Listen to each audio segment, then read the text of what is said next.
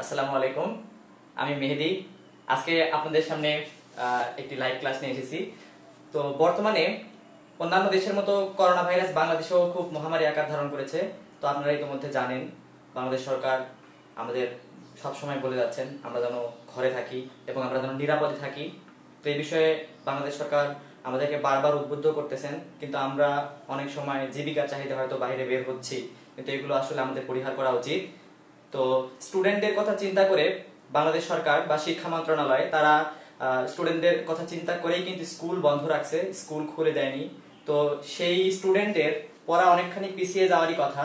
তো সেই স্টুডেন্টদের কথা চিন্তা করেই আজকে আমি নবম দশম শ্রেণীর পদার্থবিজ্ঞান বইয়ের যে পদার্থের অবস্থা এবং চাপ নামক যে চ্যাপ্টার আছে, তো সেই চ্যাপ্টার নিয়ে আমি কিছু কথা বলতে চাই। তো এই টপিকগুলো নিয়ে আমি কথা বলবো। তো তার শুরুতে আমি একটু দেখতে চাই যে এখান থেকে কারা কারা যুক্ত হয়েছেন, তারা ঠিকঠাক শুনতে পাচ্ছেন কিনা। তো এটা আমি নিশ্চিত হওয়ার পর আমি আমার আজকের ক্লাসটি শুরু করবো ইনশাআল্লাহ। তো সবাই যারা ইতোমধ্যে আমার লাইভে যুক্ত হয়েছেন, তো তারা অবশ্যই আমাকে একটু জানাবেন যে আপনারা ঠিকঠাক শুনতে পাচ্ছেন কিনা এবং আমাকে দেখতে পাচ্ছেন কিনা।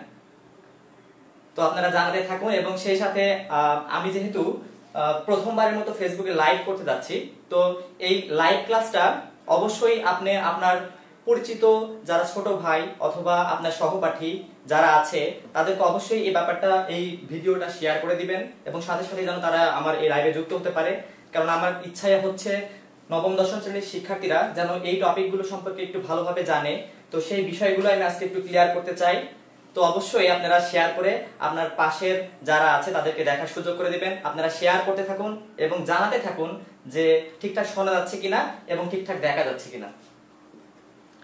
তো আপনারা যারা ইতোমধ্যে যুক্ত হয়েছেন তারা অবশ্যই একটু আমাকে কমেন্টস করে জানান যে আপনারা ঠিকঠাক শুনতে পাচ্ছেন কিনা এবং দেখতে পাচ্ছেন কিনা। এটা নিশ্চিত হওয়ার পরেই আমি আমার লাইভের মেইন যে টপিকগুলো আমি রেখেছি সেই টপিকগুলো সম্পর্কে এক এক করে আমি একটু ব্যাখ্যা দিয়ে যাব। তো আপনারা একটু ধৈর্য ধরে আমার পুরো ক্লাসটা দেখবেন। আমি অবশ্যই এখান থেকে আপনাদেরকে নিশ্চিত করতে পারি যে এখান থেকে কিছুটা আপনারা শিখতে পারবেন অবশ্যই। এবং আপনার যারা ছোট ভাই আছে, তো ছোট ভাইগুলোকে দেখার সুযোগ করে দেওয়ার জন্য আমি একান্ত আহ্বান জানাচ্ছি। আপনারা অবশ্যই আমার ভিডিওটি অবশ্যই শেয়ার করে দিবেন। তো আপনারা একটু জানান, আমাকে অনেকেই এখানে দেখছি, তো আমরা অবশ্যই ব্যাপারটা একটু জানান আমাকে যে আপনারা ঠিকঠাক ভিডিওটা দেখতে পাচ্ছেন কিনা, তো এবং শুনতে পাচ্ছেন কিনা আমাকে। তো এই জিনিসটা নিশ্চিত হওয়ার পরেই আমি আমার ক্লাসটা শুরু করবো ইনশাআল্লাহ।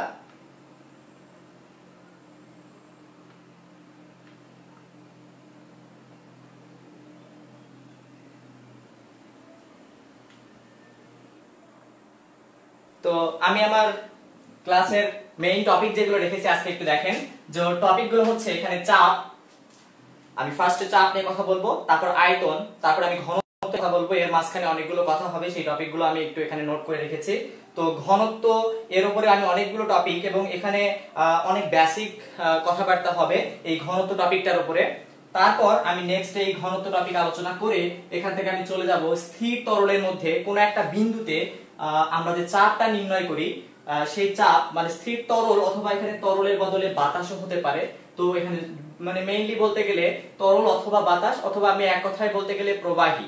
তো এই স্থির তরলের মধ্যে কোনো একটা বিন্দুতে আমরা যে চাপ নির্ণয় করতে পারবো তার যে ইকুয়েশন, সেগুলো আমি এখানে এক এক করে সব ক্লিয়ার করব। তারপর আমি ব্যাখ্যা দেব হচ্ছে প্লবতা সম্পর্কে। তো প্লবতার যে ইকুয়েশন সেটাও আমি এখান থেকে দেখাবো এবং এখান থেকে অনেক কিছু ফিল করা যায়। এই জিনিসগুলো ফিল করানোর জন্যই আমার আজকের এই লাইভে আসা। তো অবশ্যই আপনারা এই ভিডিওটি আপনার পরিচিতদের মধ্যে বেশি বেশি শেয়ার করুন এবং সবাইকে দেখার এবং সবাইকে একটা প্ল্যাটফর্মে এনে আমরা যেন এখান থেকে অনেক কিছু শিখতে পারি, এই অনুরোধ আপনাদের কাছে রইল। তো এখানে আমি তারপর কথা বলবো প্রবাহী জিনিসটা কি, কারণ প্রবাহী এটা বুঝতে হবে, কারণ এই জিনিসটা না বুঝলে আমরা যে তরল আর বাতাস এই জিনিসটাকে ফিল করা যাবে না। তো তারপর আমি এখান থেকে কথা বলবো প্যাসকেলের সূত্র নিয়ে। তারপরে প্যাসকেলের সূত্রের উপর ভিত্তি করেই যে বল বৃদ্ধিকরণ নীতি আছে সেটা নিয়ে কথা বলবো। আর সবচেয়ে ইন্টারেস্টিং ব্যাপারটা হচ্ছে এই 8 নাম্বার টপিকে আমি আজকে কথা বলবো প্লাজমা নিয়ে। তো পদার্থের চতুর্থ অবস্থা প্লাজমা, যেটা নিয়ে আমাদের যে বোর্ড বইটা আছে, বিশেষ করে নবম দশম শ্রেণীর শিক্ষার্থীদের পদার্থবিজ্ঞানের যে বোর্ড বইটা আছে, পদার্থের অবস্থা এবং চাপের শেষ অংশে তারা প্লাজমা নামক যে চতুর্থ অবস্থা আছে পদার্থের, সেইটা নিয়ে কিছু ব্যাখ্যা বর্ণনা লিখেছেন, কিন্তু আমাদের কোমলমতি শিক্ষার্থীরা এই জিনিসটা ভালোমতো বুঝতে পারে না। তো এটা বোঝাতে চাই আমি আজকে আর কি। তো আমি পুরো লেকচারের লাস্টে যদিও আমি প্লাজমা টপিকটা রেখেছি, কিন্তু এই প্লাজমা টপিক দিয়েই আমি আমার আজকের ভিডিওটা শুরু করতে চাচ্ছি, এই লাইভ ক্লাসটা শুরু করতে চাচ্ছি। তো আপনারা যারা দেখছেন তাদেরকে একান্ত আহ্বান জানাচ্ছি, আপনারা ভিডিওটি শেয়ার করুন এবং সবাইকে বেশি বেশি করে শেয়ার করে জানিয়ে দিন, এবং আমরা যেন সবাই মিলে একটা প্ল্যাটফর্মে এসে আমাদের ক্লাসটা সুন্দরভাবে উপভোগ করতে পারি। তো আমি একটু দেখতে চাই কারা কারা এখান থেকে কমেন্টস করছেন। তো ও আচ্ছা, এখান থেকে অনেকেই কমেন্টস করছেন আপনারা যে ক্লাসটা শুরু করে দেন। হ্যাঁ, আমি ক্লাসটা ইতিমধ্যে শুরু করার জন্য এখান থেকে টপিকগুলো নিয়ে একটু কথা বললাম। তো ক্লাসটা আমি শুরু করে দিব ইনশাআল্লাহ। তো যাও যাক আজকের টপিকগুলো এক এক করে। তো আমি শুরুতেই বলছিলাম কি যে এখানে আমি 8টা টপিক রেখেছি। তো এই 8টা টপিকের লাস্ট যে টপিকটা আপনারা দেখতে পাচ্ছেন যে প্লাজমা, তো এই প্লাজমাটা নিয়েই আমি একটু কথা আগে শুরুতেই বলবো, যদিও এটা লাস্ট টপিক কিন্তু এটা আমি ফার্স্টে স্টার্ট করব। তো যাওয়া যাক প্লাজমা ব্যাপারটা কি। তো প্রথমত প্লাজমা এই শব্দটা বোঝার আগে আমাদের এর সাথে রিলেটেড একটা ওয়ার্ড, সেটা আমাদের হচ্ছে আন্ত আণবিক শক্তি। আন্ত আণবিক শক্তি। তো আপনারা রসায়ন বইয়ে, নবম দশম শ্রেণীর রসায়ন বইয়ে এই সম্পর্কে ধারণা পেয়েছেন যে আন্ত আণবিক আপনার আন্ত আণবিক শক্তি ব্যাপারটা কি, বা আন্ত আণবিক আকর্ষণ বল আমরা বলতে পারি এটার ক্ষেত্রে, আন্ত আণবিক আকর্ষণ বল এটা আমরা বলতে পারি। তো আন্ত আণবিক আকর্ষণ বল ব্যাপারটা কি এটা আমি একটু বলতে চাই। তো এখানে বোঝাই যাচ্ছে খুব সহজে, এখানে আন্ত বলতে অনেকগুলো কোনো কিছুর ভেতরে, তো এখানে আণবিক বলতে বোঝাতে যাচ্ছে যে অণুদের মধ্যে অনেকগুলো অণু, তার মানে এখানে আণবিক, এবং আকর্ষণ বল, তাদের মধ্যে একটা আকর্ষণ বল সেখানে বিরাজ করবে। তো তার মানে আণবিক বলতে এখানে বোঝানো হচ্ছে অণুগুলো, এবং আকর্ষণ বল বলতে বোঝানো হচ্ছে তাদের মধ্যে আকর্ষণ। এখানে আন্ত বলতে বোঝানো হচ্ছে যে এই যে আণবিক বা অণুগুলো আছে তাদের মধ্যকার আকর্ষণ। তার মানে আন্ত আণবিক আকর্ষণ বল বলতে কোনো একটি পদার্থের মধ্যে যে অণুগুলো থাকে সেই অণুগুলোর আকর্ষণ বলকে আসলে মিন করে। তাহলে আমরা আন্ত আণবিক আকর্ষণ বল আমরা রসায়নে শিখেছি। তো এখানে আমি আরেকটু ছোট্ট পরিসরে বললাম। তো এবার আমি আসল ব্যাখ্যায় যাচ্ছি। তো ধরে নিন যে এখানে অনেকগুলো অণু আছে। তো অণুগুলোর ক্ষেত্রে যদি এটা কঠিন পদার্থ হয়, আপনারা খুব ভালো করেই জানেন যে এই অণুগুলো কিন্তু অত্যন্ত কাছাকাছি অবস্থান করে।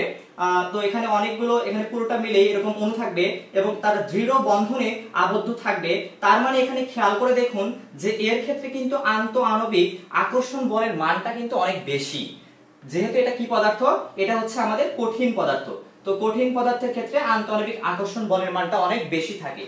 তাহলে এটা আমাদের কঠিন পদার্থ যেখানে আন্ত আণবিক আকর্ষণ বলের মান বেশি। তো আমরা কি করলাম, এই কঠিন পদার্থটাকে তাপ দিলাম। তাপ দিলে কি হবে, তো খুব ভালো করে বোঝা যাচ্ছে যে এর মধ্যে যে অণুগুলো আছে সেই অণুগুলো তো আগে থেকেই কঠিন পদার্থ থাকা অবস্থায় তাদের মধ্যে ভাইব্রেশন হচ্ছিল, তাদের মধ্যে কম্পন হচ্ছিল। তো এরা আরো দৃঢ়ভাবে বন্ধন যেটা ছিল সেটা থেকে কিছুটা মুক্ত হয়ে তারা আরো স্পিডে কাঁপাকাঁপি শুরু করবে। তার মানে তাপ দিলে অণুগুলোর মধ্যকার যে গতিশক্তি আছে বা কাইনেটিক এনার্জি আছে সেটা কিন্তু আস্তে আস্তে বাড়তে থাকবে। তো এটা বাড়লে কি হবে, বাড়লে অণুগুলোর মধ্যে আস্তে আস্তে কিন্তু দূরত্ব বাড়তে থাকবে। আর অণুগুলোর মধ্যে দূরত্ব বাড়া মানেই হচ্ছে আন্ত আণবিক আকর্ষণ বলের মান আস্তে আস্তে কমা। তাহলে এটার আন্ত আণবিক আকর্ষণ বল যদি কমে যায় তাহলে সেখান থেকে চলে যাবে, তারা যে পদার্থ তৈরি করবে সেটা হচ্ছে তরল পদার্থ।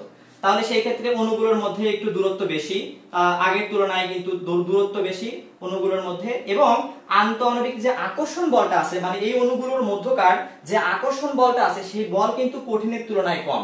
দূরত্ব বেশি কিন্তু আকর্ষণ বল কিন্তু কম।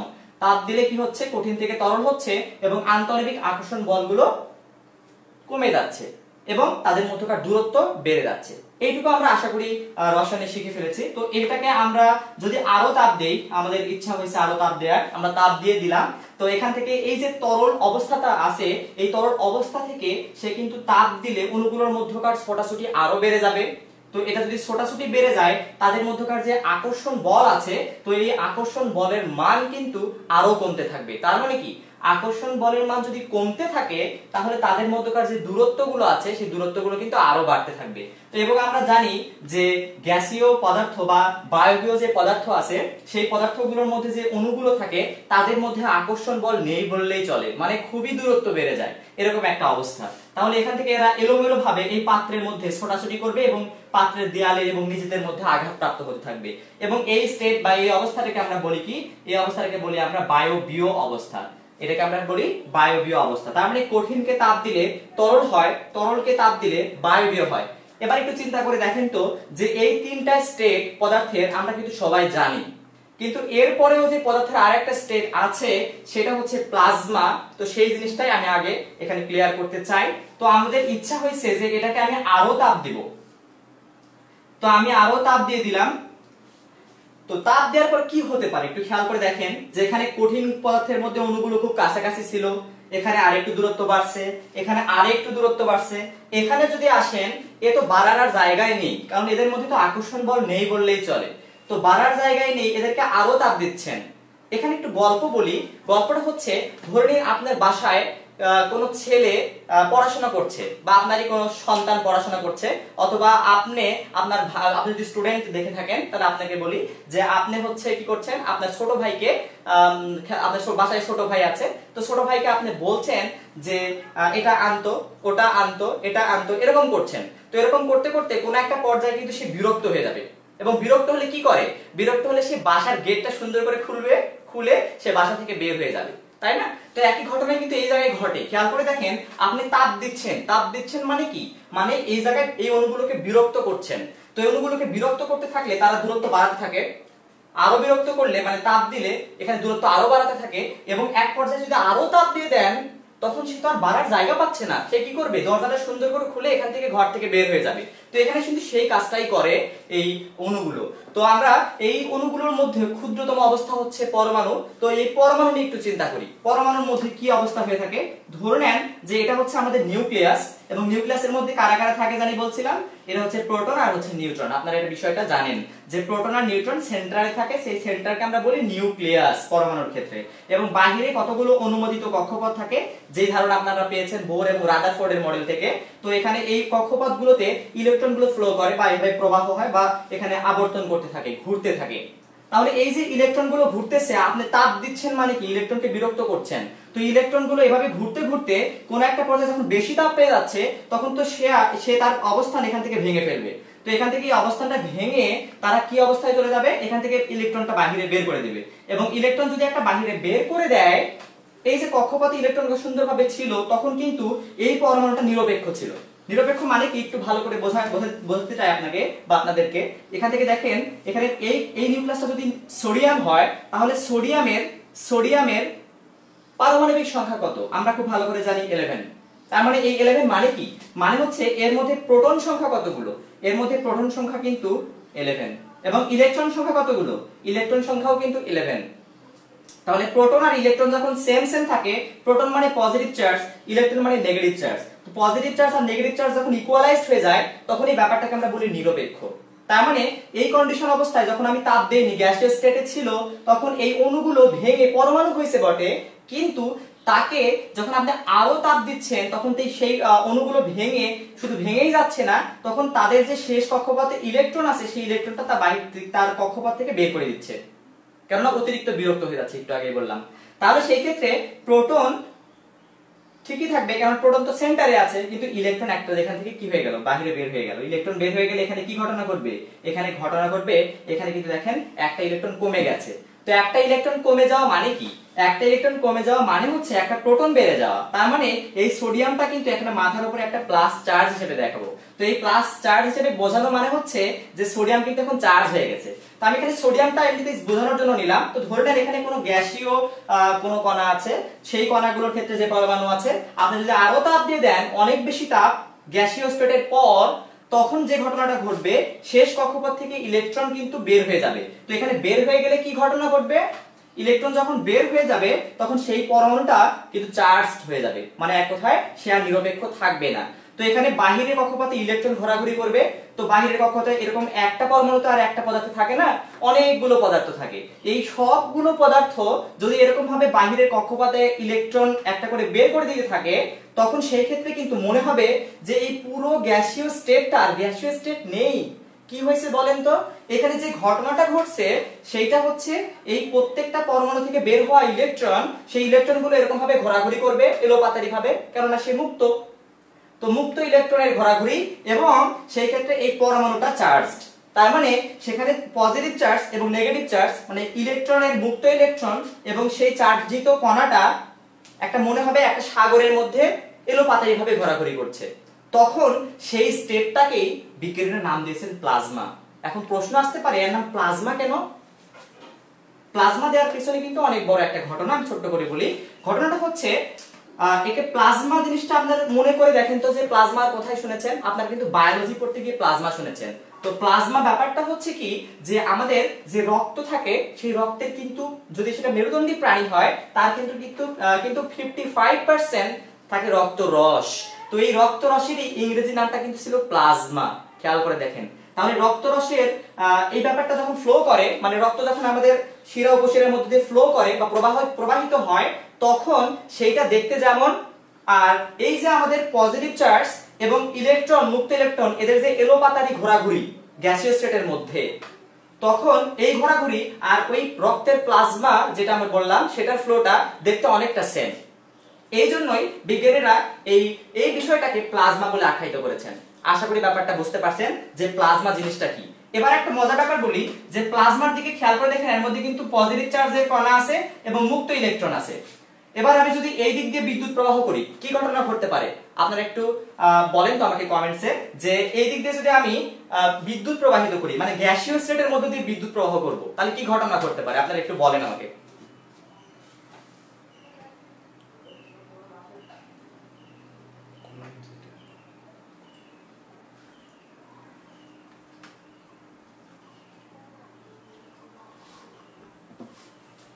তাহলে একটু খেয়াল করে দেখেন, এই ক্ষেত্রে আমরা যদি এখানে বিদ্যুৎ প্রবাহ ঘটাই, সেই ক্ষেত্রে আমরা দেখব যে এই যে গ্যাসীয় স্টেটের মধ্য দিয়ে বিদ্যুৎ প্রবাহিত হচ্ছে না। কেন? কারণ বাতাস, বা আমরা গ্যাসীয় স্টেট বলতে এখানে বাতাসকে মনে করি, তো বাতাসের মধ্যে কোনো চার্জিত কণা ছিল না, এর মধ্যে মুক্ত ইলেকট্রন ছিল, তাও ছিল না। তার মানে এখানে কিন্তু সবগুলো নিরপেক্ষ অণু ছিল, পরমাণু ছিল। তো নিরপেক্ষ পরমাণু হওয়ার মানে কি? নিরপেক্ষ পরমাণু হওয়ার মানে এর মধ্যে কোনো মুক্ত ইলেকট্রন নাই। আর আমরা ইলেকট্রিসিটির ধর্ম থেকে জানি যে ইলেকট্রন ফ্লো করে এক জায়গা থেকে আরেক জায়গায় প্রবাহিত হয়, বিদ্যুৎ প্রবাহিত হয় কখন? যখন সেখানে ইলেকট্রন এক জায়গা থেকে আরেক জায়গায় যায়। তার মানে বিদ্যুৎ প্রবাহ মানে কি? মানে হচ্ছে ইলেকট্রনের প্রবাহ।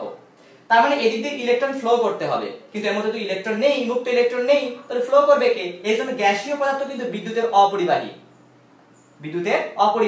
আর এই ক্ষেত্রে আমরা প্লাজমা যদি বলি, এই যে স্টেটটাকে বললাম প্লাজমা, এবং আপনারা আশা করি বুঝতে পারছেন যে আমি প্লাজমা বলতে আসলে কোন অবস্থাগুলোকে বোঝাতে চেয়েছি। তো এই প্লাজমার মধ্যে দিয়ে যদি এবার আমি বিদ্যুৎ প্রবাহ ঘটাতে চাই, তাহলে কি যাবে? আপনারা একটু বলেন তো। আমি একটু আগেই তো বললাম যে এখানে ইলেকট্রন, মুক্ত ইলেকট্রন ছিল না, কিন্তু প্লাজমা স্টেটে কিন্তু মুক্ত ইলেকট্রন অসংখ্য আছে। প্রত্যেকটা পরমাণু থেকে মুক্ত ইলেকট্রন বের হয়ে গেছে। তার মানে এই প্রত্যেকটা স্টেট থেকে যখন মুক্ত ইলেকট্রন বের হয়ে যায়, তখন এটা কিন্তু ইলেকট্রনের, মুক্ত ইলেকট্রনের একটা সমুদ্র বলে মনে হবে। তার মানে সেখানে কিন্তু সুন্দরভাবে বিদ্যুৎ প্রবাহিত হতে পারবে। তার মানে গ্যাসীয় পদার্থ বিদ্যুৎ প্রবাহিত হতে পারে না, কিন্তু প্লাজমা সে কিন্তু বিদ্যুৎ প্রবাহিত হতে পারে। কেননা আপনাদের মনে হতে পারে আপেক্ষিক দৃষ্টিতে বা সাধারণ চিন্তা থেকে যে বায়বীয় অবস্থা আর প্লাজমা অবস্থা আলাদা কিনা। হ্যাঁ, অবশ্যই আলাদা, কারণ এর মধ্যে নিরপেক্ষ অণু বা পরমাণু থাকে, এর মধ্যে চার্জিত পজিটিভ চার্জ থাকে, এবং সেই ক্ষেত্রে নেগেটিভ চার্জ মানে মুক্ত ইলেকট্রন গুলো ফ্লো, মানে এখানে এলোপাতাড়ি ভাবে ঘোরাঘুরি করতে থাকে। তার মানে সেখানে বিদ্যুৎ প্রবাহিত হবে, কিন্তু এখানে বিদ্যুৎ প্রবাহিত হবে না। গ্যাস স্টেটে বিদ্যুৎ প্রবাহিত হয় না, প্লাজমাতে হয়। আশা করি ব্যাপারটা ফিল করতে পারছেন। তো এখন আমি যদি বলি প্লাজমা, তাহলে এত ডিপলি আমি বোঝালাম কেন? আমার বোঝানোর উদ্দেশ্যটা কি? আমার একটা উদ্দেশ্য আছে। উদ্দেশ্য হচ্ছে আমরা কিন্তু প্রায়শই প্লাজমা জিনিসটা দেখি, আপনিও দেখছেন। আমি একটু এক্সাম্পল বললে আমি ব্যাপারটাকে বুঝতে পারবেন। আপনাদের বাসায় কিন্তু যে টিউব লাইট থাকে, বা আমরা যাকে বলি ফ্লোরেসেন্স বাল্ব, তো এই টিউব লাইট যেটা, সেই টিউব লাইটের মধ্যে কিন্তু প্লাজমার ঘটনাটাই ঘটে। আপনাকে যদি আরো বলি যে আপনি কখনো আকাশে বিদ্যুৎ চমকাতে দেখেছেন? অবশ্যই দেখেছেন। তার মানে আপনি প্লাজমাটাই দেখেছেন। আপনাকে যদি আরো বলি নিয়ন বাতি দেখেছেন, হ্যাঁ সেখানটাও আপনি দেখছেন, কারণ এখন বর্তমানে অনেক নিয়ন বাতির বিভিন্ন আলোকসজ্জা দেখতে পাওয়া যায়, আপনি দেখছেন। অথবা আমি বলতে পারি আপনি কিন্তু প্লাজমা দেখছেন। আপনি কি সূর্য দেখছেন? ডেফিনেটলি দেখছেন, কারণ সূর্যের যে আলোটা তার মধ্যে কিন্তু প্লাজমার ঘটনাটা ঘটে। তো আশা করি আপনি প্লাজমা দেখছেন, সেই জন্য আমি এত ডিপলি এই প্লাজমা জিনিসটাকে ব্যাখ্যা করলাম। তো এবার যে ইলেকট্রিক, আমি একটা এক্সাম্পল দিয়ে ব্যাখ্যা করতে চাই, দুইটা এক্সাম্পল দিয়ে ব্যাখ্যা করতে চাই প্লাজমা জিনিসটা, আপনারা যে উদাহরণগুলো বললাম। তো খেয়াল করে দেখেন, আমি প্রথমত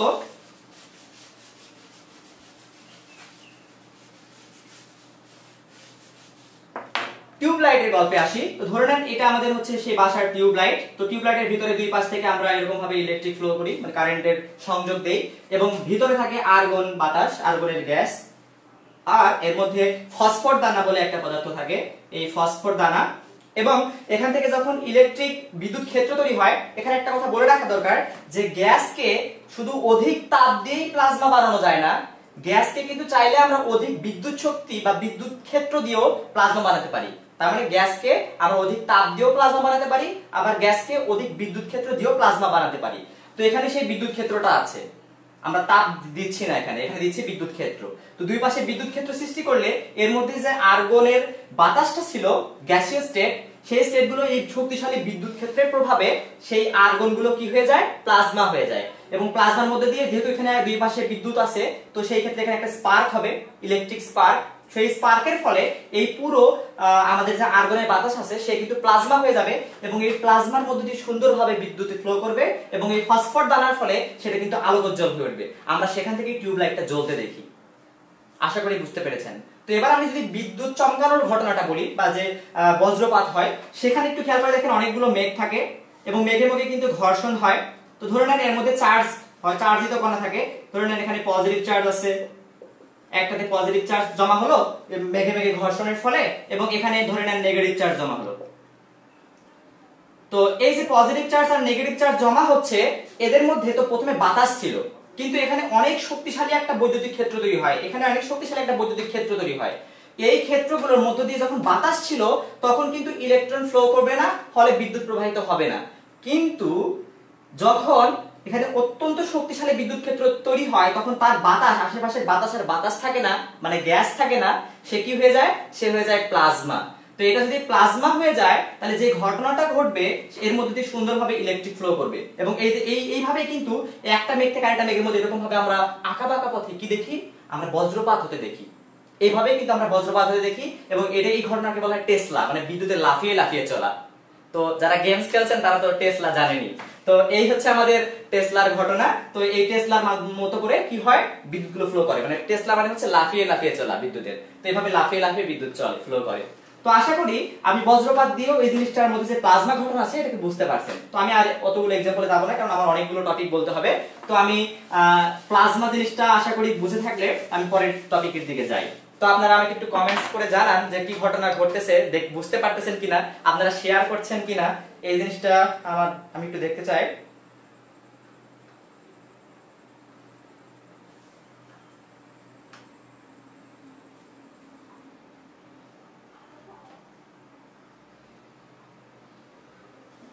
তো এবার আমি সেকেন্ড যে টপিকটা, মানে আমার এটা ছিল লাস্ট টপিক, আমি সেটাই শুরু করলাম শুরুতে। আমি প্রথম থেকে একটু স্টার্ট করি। তো প্রথমে আসেন চাপ, যাকে আমরা বলি প্রেসার। চাপ সমান সমান আমরা বলতে পারি, সিম্পলি যদি বলি আমরা চাপ সমান সমান বলবো বল বাই ক্ষেত্রফল। চাপকে প্রেসার, একে পি দিয়ে প্রকাশ করা হয়। বল ফোর্স, একে এফ দিয়ে প্রকাশ করা হয়। এরিয়া, একে এ দিয়ে প্রকাশ করা হয়। তাহলে খেয়াল করে দেখেন তো, ফিজিক্সের সবগুলো সংখ্যা, মানে পদার্থবিজ্ঞানের সবগুলোই সংখ্যা কিন্তু এরকম ইকুয়েশন থেকে দেয়া যায়, জানেন কিভাবে? তো এই যে এই ক্ষেত্রে আমরা প্রথমে নিচে যেটা আছে সেটাকে 1 ধরে নেব। তার মানে এটা কি ক্ষেত্রফল না? ক্ষেত্রফলের একক কি? এককগুলো একটু বলে নিই। এককগুলো হচ্ছে, বলের একক তো আপনারা জানেন নিউটন। ক্ষেত্রফলের একক কি? ক্ষেত্রফল যদি এমকেস পদ্ধতিতে বলেন তাহলে সেই ক্ষেত্রে মিটার স্কয়ার, তাই না? তো এখানে মিটার স্কয়ার। তাহলে খেয়াল করে দেখেন এই জায়গায় আমি ক্ষেত্রফলটা 1 ধরে নেব। তার মানে একক ক্ষেত্রফলের উপরে, কোন একটা তলের একক ক্ষেত্রফলের উপরে লম্বভাবে যে বল ক্রিয়া করে, কোন একটা একক ক্ষেত্রফলের উপরে লম্বভাবে প্রযুক্ত যে বল, সেই বলটাকে আমরা বলবো প্রেসার বা চাপ। তাহলে একক ক্ষেত্রফলে প্রযুক্ত বলকে আমরা কি বলি? চাপ বলি। সহজ না? তাহলে এখান থেকে আমরা বলবো একক ক্ষেত্রফলের উপরে লম্বভাবে, অবশ্যই লম্বভাবে প্রযুক্ত যে বল, ধরে নেন এটা হচ্ছে আমার সেই ক্ষেত্র, একক ক্ষেত্রফল। এরকম ভাবে আমি চিন্তা করি যে এটা হচ্ছে 1 মিটার স্কয়ার, যদি অনেক বড় বা ছোট এরকম চিন্তা করেন, আপনি মনে করে নেন বা ইমাজিন করে নেন এখান থেকে যে এটা হচ্ছে 1 মিটার স্কয়ার ক্ষেত্রফলের একটা এরিয়া। তো এরিয়ার উপরে লম্বভাবে কোন একটা বল প্রয়োগ করা হলো, তখন সেই ক্ষেত্রে এই ঘটনাটাকে আমরা বলবো, এখান থেকে যে অনুভূত জিনিসটা সেটাকে আমরা বলবো প্রেসার। তো F = P / A। আশা করি এখান থেকে এই জিনিসটা বুঝতে পেরেছেন যে চাপ সমান সমান বল বাই ক্ষেত্রফল। মোস্ট ইম্পর্টেন্ট একটা জায়গা, ইকুয়েশন আমাদের এটা আর কি, এখান থেকে ম্যাথমেটিক্স করতে হয়। তো এবার আমি আরেকটু যদি এটাকে ভেঙে লিখি, তো একটু খেয়াল করে দেখেন তো যে এই যে এখানে বলটা প্রয়োগ হচ্ছে, আমরা বলটাকে চাইলে কিন্তু F = ma বলতে পারি। তাহলে এখান থেকে A এরিয়া A বলতে দেখেন, আমি এই যে লম্ব বরাবর যে ইফেক্টটা করতেছে উপর থেকে, এটা কিন্তু এখানে হাইট। তো হাইটের ক্ষেত্রে এই ত্বরণটাকে আমরা অভিকর্ষ ত্বরণ ধরিলাম উপর থেকে নিচের দিকে। তাহলে এটা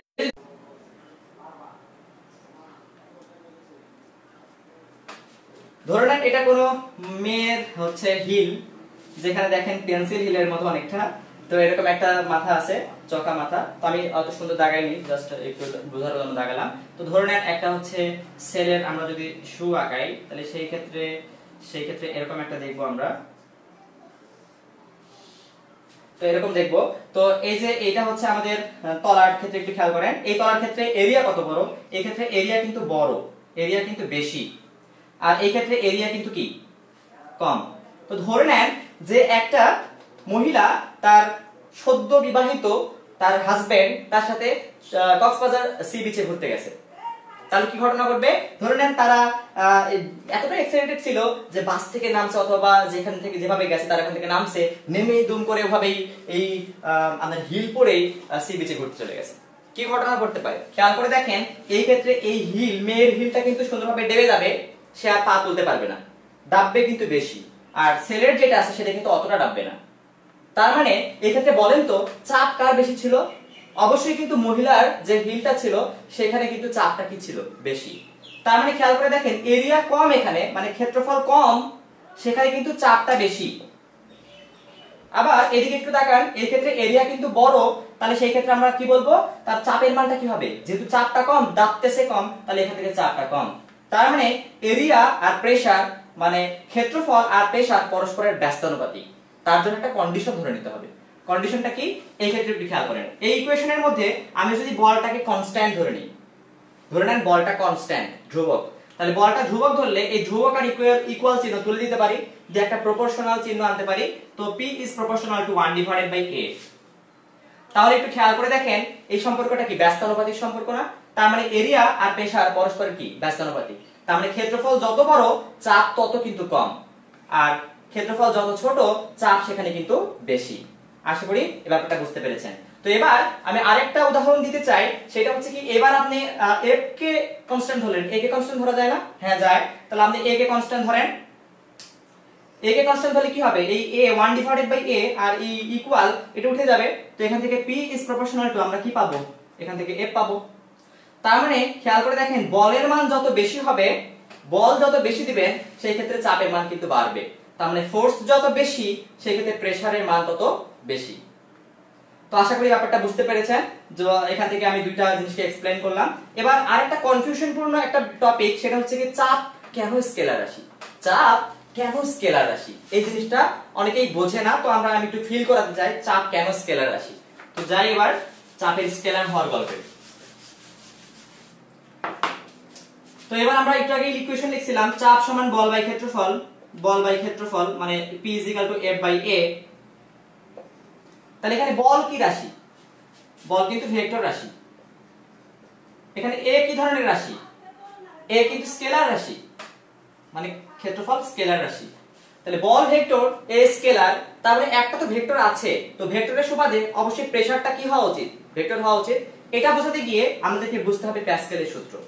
তো আমরা যাই সেই প্যাসকেলের সূত্রটা আমরা একটু শিখে ফেলি, যে প্যাসকেল তিনি আমাদেরকে কি বোঝাতে চেয়েছিলেন। ধরে নাও বা ধরে নিন যে এই ক্ষেত্রে আমরা কি করলাম, একটা আবদ্ধ একটা গোলক চিন্তা করে ফেললাম। তো আবদ্ধ গোলক ছাড়া কি অন্য কোনো শেপ নেওয়া যাবে না? হ্যাঁ যাবে। চিন্তাটা আমরা গোলক দিয়ে বুঝবো সহজে, সেই জন্য এটা নিলাম। কিন্তু আমরা যে কোনো শেপ নিতে পারবো না তা নয়, যে কোনো শেপ আমরা নিয়েই কাজটা করতে পারবো। তো ধরে নিন এখানে প্যাসকেল যেটা করেছিল, এরকম একটা সিলিন্ডার রাখার জায়গা, এখানে একটা সিলিন্ডার রাখার জায়গা, এবং এই এরিয়াটা একটু বেশি, আপনার এই এরিয়াটা তার তুলনায় একটু ছোট। এখানে বোঝার সাথে আমি একটু দাগ দিয়ে দিই। আর এখানে নিয়েছিলেন এরকম,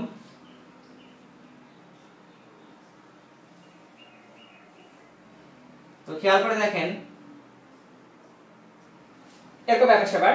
এটাকে আমি ধরে নিলাম এই যে এখানে সিলিন্ডারের একটা পিস্টন লাগাই দিলেন, এখানে এই সিলিন্ডারে একটা পিস্টন, এই সিলিন্ডারে আরেকটা পিস্টন, এই সিলিন্ডারে একটা পিস্টন, এই সিলিন্ডারে একটা পিস্টন, এই সিলিন্ডারে একটা পিস্টন, এবং এখানে এই সিলিন্ডার, এখানে চারটা, এই চারটা সিলিন্ডারে চারটা পিস্টন, এবং প্রত্যেকটা সিলিন্ডার এখানে তিনি নিয়েছিলেন, এখানে একটা সিলিন্ডার, এখানে দুইটা, এখানে তিনটা, আর এখানে চারটা, এবং প্রত্যেকটা সিলিন্ডারের ক্ষেত্রে এরিয়া বা ক্ষেত্রফল নিয়েছিলেন 1 মিটার স্কয়ার। কত?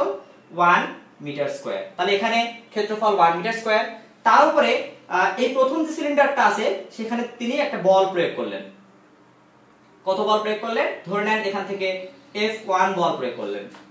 তাহলে এই সিলিন্ডারে তিনি F1 বল প্রয়োগ করলে এই সিলিন্ডারগুলোর কি অবস্থা হতে পারে? এবং তার আগে বলে নিই, এই পুরো গোলকের মধ্যে তিনি পানি দিয়ে টুইটম্বুর করে ফেললেন, পানি দিয়ে একদম সম্পূর্ণ ভরে ফেললেন, কোনো একটা বিন্দু পরিমাণ জায়গা নেই, এখানে পানি নিলেও হবে অথবা বাতাস নিলেও হবে। তো আমরা এখানে পানি নিচ্ছি, তো সেই ক্ষেত্রে পানি নিয়ে টুইটম্বুর করে ফেললেন। তো পানি নিয়ে ভরে ফেলার পর আপনি বলেন তো এখানে চাপ দিলে কি হবে? এই পানিগুলো কি এদিকে বের হয়ে যাবে না? এই নলগুলো তো বের হয়ে যাবে। তাহলে এই যে নলগুলোতে বের হয়ে যাচ্ছে, প্রত্যেকটা সিলিন্ডার দিয়ে দেখা যাবে নলগুলো, এই প্রত্যেকটা যে সিলিন্ডার আছে সেই সিলিন্ডারদের সমপরিমাণে পানি বের হয়ে যাচ্ছে এবং একই চাপে বের হয়ে যাচ্ছে। এই ব্যাপারটা একটু বোঝাতে চাই। তাহলে এখানে F1 বল প্রয়োগ করা হচ্ছে, ক্ষেত্রফল আছে A1 যদি ধরে নেই 1 মিটার স্কয়ার, তাহলে 1 মিটার স্কয়ারের উপর A1 ক্ষেত্রফল প্রয়োগ করা হচ্ছে। 1 মিটার স্কয়ার ক্ষেত্রফলের উপরে F1 বল প্রয়োগ করা হচ্ছে। তাহলে কি ঘটনা ঘটতে পারে? খেয়াল করে দেখেন যে আমরা P কি জানি, যে F ডিভাইডেড বাই A। তাহলে এখানে F1 আর A1 ধরে নেন, তাহলে F1 এর মান কত? এখানে একটা মান দিয়ে দিলাম যে F1 এখানে 1 নিউটন বল প্রয়োগ করা হচ্ছে, কারণ বলের একক যদি বল প্রয়োগ করা হয় তাহলে সেই ক্ষেত্রে এখানে 1 মিটার স্কয়ার ক্ষেত্রফল, তার মানে আলটিমেটলি এখানে প্রেসার পাওয়া যাবে 1। এবার খেয়াল করে দেখেন এই জায়গায় আরেকটা ক্ষেত্রফল আছে, এখানে আরেকটা ক্ষেত্রফল আছে, একটা 1 মিটার স্কয়ার, একটা 1 metre square, total 2 metre square. তাহলে এই দিক দিয়ে যে বলটা বের হয়ে যাবে, সেই ক্ষেত্রে বিজ্ঞানী প্যাসকেল বলতেছেন যে এখান থেকে যে বলটা আমরা প্রয়োগ করব, মানে যে চাপটা প্রয়োগ করব, সেই চাপ কোনো অংশে না কমে এই তরলের যতগুলো এখানে পাত্রের চারিদিকে যে দেয়ালটা আছে সেই দেয়ালের প্রত্যেকটা জায়গায় লম্বভাবে সমপরিমাণ চাপ আঘাত করবে। তার মানে এই ক্ষেত্রে আমরা যদি যে প্রেসারটা এখান থেকে প্রয়োগ করব, সেই প্রেসারটা চারিদিকে পাত্রের দেয়ালে সমপরিমাণ এবং লম্বভাবে প্রয়োগ ঘটবে আর কি। তাহলে এখান থেকে এই যে এখান থেকে F1 বল প্রয়োগ করলো A1 ক্ষেত্রফলের উপরে, তাহলে এখান থেকে যে চাপটা পাওয়া গেল সেই চাপের মান আমরা পেয়ে গেলাম 1। এবার এদিকে একটু ফলো করেন, তাহলে এই দিক দিয়ে এই ক্ষেত্রে একটার উপরে যদি আমরা F1 বল প্রয়োগ করি, তাহলে এখানে কিন্তু F1 বলে এটাকে হিট করার কথা, এবং এখানে ক্ষেত্রফল কত? 1, এবং এইটার উপরে F1 বল প্রয়োগ করার কথা, এটার উপরে F1, এটার উপরে F1, তার মানে এখানে 1 নিউটন, এখানে 1 নিউটন, তার মানে কত নিউটন বল প্রয়োগ হচ্ছে? 2 নিউটন। তাহলে এখানে 2 নিউটন বল প্রয়োগ হলো, এবং এই ক্ষেত্রে ক্ষেত্রফল হচ্ছে 2 মিটার স্কয়ার। তাহলে আমি আবার সেই সূত্র অ্যাপ্লাই করি, এই সূত্রের দিকে খেয়াল করে দেখেন। তো এখানে আমি 2 নিউটন অ্যাপ্লাই করলাম এবং 2 মিটার স্কয়ার অ্যাপ্লাই করলাম। তাহলে এখান থেকে চাপের মান কত? চাপ কিন্তু আলটিমেটলি আবার 1। তাহলে খেয়াল করে দেখেন যে এখানে 2 মিটার স্কয়ার এবং হচ্ছে 2 নিউটন বল প্রয়োগ হলো, তাহলে এখান থেকে প্রেসারও কিন্তু 1, চাপের একক হচ্ছে প্যাসকেল। বা আমরা এটাকে চাইলে একটু ভেঙে নিই এটাকে, যে P F divided by A, F এখানে F এর একক হচ্ছে নিউটন, বলের একক হচ্ছে মিটার স্কয়ার। তো এখান থেকে আমরা বলতে পারি নিউটন পার মিটার স্কয়ার, এটা হচ্ছে চাপের একটা একক। তো বিজ্ঞানী প্যাসকেল এই এককটা দিয়েছিলেন, আবার একটা একক দিয়েছিলেন, ব্যবহারিক একক হিসেবে যেটা আমরা ব্যবহার করি সেটা হচ্ছে প্যাসকেল, চাপের আরেকটা একক যেটা হচ্ছে প্যাসকেল, এবং এটা হচ্ছে ব্যবহারিক একক এবং মাঝে মাঝে এমসিকিউতে এটা দেয়া থাকে। তাহলে চাপের একটা একক প্যাসকেল। তাহলে এখান থেকে আমরা ফার্স্ট স্টেজে দেখছিলাম এখানে 1 প্যাসকেল চাপ অনুভূত হচ্ছে, এখানেও কিন্তু আমরা দেখতে পাচ্ছি 1 প্যাসকেল হচ্ছে। তাহলে এখানে একটু খেয়াল করেন তো, এখানে এরিয়া আছে কত? 3 মিটার স্কয়ার। তাহলে 3 মিটার স্কয়ারের উপরে বল কত অনুভূত হবে? অবশ্যই 3 নিউটন, কারণ চাপকে সেম রাখতে হবে। তাহলে এখান থেকে 3 নিউটন ডিভাইডেড বাই এই যে মান অনুসারে এখান থেকে আমরা বলবো 3 মিটার স্কয়ার, তার মানে এখান থেকে পাওয়া যাবে 1 প্যাসকেল। আবার সেই চাপের মানটা 1 প্যাসকেল। এখানেও একই রকম ভাবে যদি দেখেন, এখানে এরিয়া হচ্ছে 4 মিটার স্কয়ার, আর বল প্রয়োগ হচ্ছে এদিকে 4 নিউটন। তার মানে এই দিক দিয়ে আবার একই রকম ভাবে আমরা যদি ইকুয়েশন ভাঙি, তাহলে এখান থেকে 1 প্যাসকেল। তার মানে আবার খেয়াল করে দেখেন চাপের একক, চাপের মান কিন্তু 1 প্যাসকেল পাচ্ছি। তার মানে প্যাসকেল যেটা বোঝাতে চাইছেন সেটা হচ্ছে, আমি যদি সামারি করি, এই জায়গায় যে চাপ প্রয়োগ করা হবে, মানে পাত্রের যে কোনো একটা জায়গায় যে চাপ প্রয়োগ করা হবে, সেই চাপ কোনো অংশে না কমে পাত্রের প্রত্যেকটা জায়গায়, যে কোনো জায়গায়, আমি এখানে চিন্তা করছি জন্য এখানে না, পাত্রের প্রত্যেকটা জায়গায় সমপরিমাণ চাপ কিন্তু কি হবে, অনুভূত হবে। তাহলে সমপরিমাণ চাপ, এবং সেটা লম্বভাবে অনুভূত হবে। আশা করি প্যাসকেলের ক্ষেত্রে এই জিনিসটা বুঝতে পারছেন। তাহলে চিন্তা করেন তো, যে আমি বল প্রয়োগ করলাম একটা জায়গায়, বলের দিক কোনটা, এইটা, কিন্তু এই যে এই চাপ, এই বল প্রয়োগের ফলে এখানে তো চাপ অনুভূত হয়েছে, সেই চাপের দিক কিন্তু আমরা পাচ্ছি, সেই বলের দিক কিন্তু পাচ্ছি এইটা। তাহলে এই বলের ফলে এই যে এদিকে একটা বল, এদিকে একটা বল, এদিকে একটা বল, বা এই বলের কারণে এখানে এরিয়ার উপরে বলটা প্রয়োগ হচ্ছে, এদিকে যে প্রেসার, তাহলে এই যে এদিকে একটা চাপ অনুভূত হলো, এইদিকে একটা চাপ অনুভূত হলো, এবং পাত্রের প্রত্যেকটা দিকে কিন্তু চাপটা অনুভূত হয়েছে বলছি। কারণ প্যাসকেলের সূত্র এরকমই বলে যে পাত্রের প্রত্যেকটা জায়গায় লম্বভাবে কি অনুভূত হবে, চাপটা অনুভূত হবে। এখানে যে চাপটা প্রয়োগ হবে, সেই চাপটা পাত্রের প্রত্যেকটা জায়গায় অনুভূত হবে। খেয়াল করে দেখেন, এইটা কিন্তু যে বল প্রয়োগ হয়েছিল, পাত্রের দেয়ালে যে চাপটা অনুভূত হচ্ছে, সেই চাপের দিক কি বলের দিকের উপর যাচ্ছে। ভেক্টর হওয়ার শর্ত কি, ভেক্টর হওয়ার, কোন একটা রাশি ভেক্টর হওয়ার শর্ত হচ্ছে, যেমন ধরেন এই যে বল এটা কিন্তু নিচের দিকে প্রয়োগ হচ্ছে। আমি একটু যদি ক্লিয়ার করে দেখাই,